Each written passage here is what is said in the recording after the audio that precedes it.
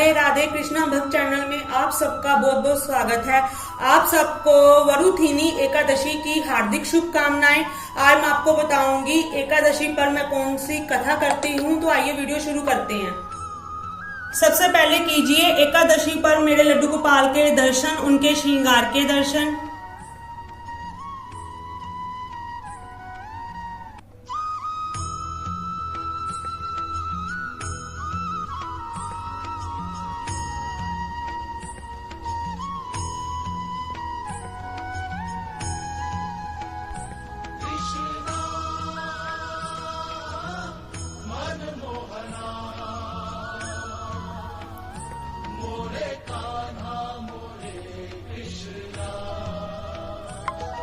एकादशी पर मैं एकादशी महत्व पढ़ती हूँ। अब मैं करूंगी एकादशी कथा।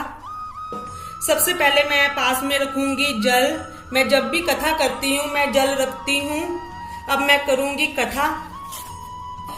वरुथनी एकादशी बैसाख मास के कृष्ण पक्ष की एकादशी को अत्यंत पुण्यदायिनी और सौभाग्य प्रदानी वरुथनी एकादशी कहा जाता है। इस दिन भक्ति भाव से भगवान मधुसूदन की पूजा करनी चाहिए। वरुथिनी एकादशी का व्रत करने से भगवान मधुसूदन की प्रसन्नता प्राप्त होती है। भगवान मधुसूदन की प्रसन्नता से संपूर्ण पापों का नाश होता है और सुख सौभाग्य की वृद्धि होती है। कामदा एकादशी का संपूर्ण वृत्तांत सुनने के पश्चात महाराज युधिष्ठिर ने भगवान श्री कृष्ण से विनती की, ए मधुसूदन, अब आप मुझे बैसाख मास के कृष्ण पक्ष की एकादशी के नाम, व्रत विधान और पुण्य प्रताप के बारे में विस्तार पूर्वक बतलाइए।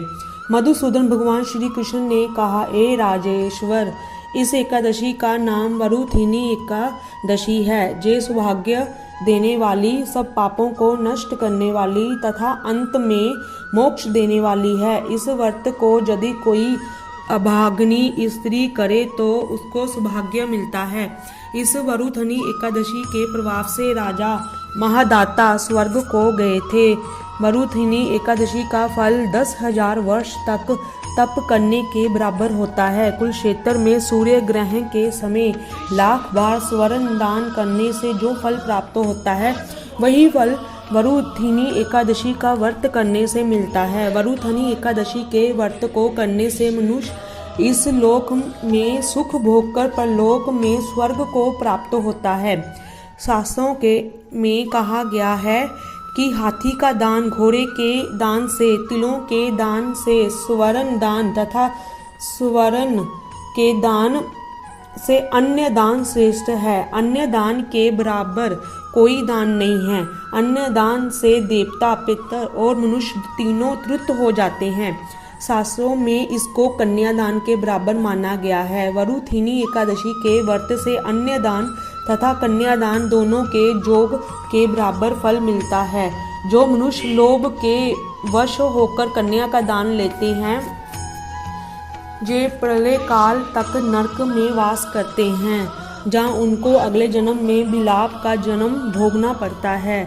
जो मनुष्य प्रेम एवं धन सहित कन्या का दान करते हैं, उनके पुण्य को चित्रगुप्त भी लिखने में असमर्थ है। जो मनुष्य इस वरुथनी एकादशी का व्रत करते हैं, उसको कन्यादान का फल मिलता है। वरुथिनी एकादशी का व्रत करने वालों को दशमी के दिन निम्नलिखित 10 वस्तुओं का त्याग कर देना चाहिए। कांसे के बर्तन में भोजन करना, मांस, मसूर की दाल, चना, कोदो, शांख, मधु, शहद, दूसरों का अन्न दूसरी बार भोजन करना एवं स्त्री प्रसंग व्रत करने वाले दिन जुआ नहीं खेलना चाहिए तथा शयन भी नहीं करना चाहिए।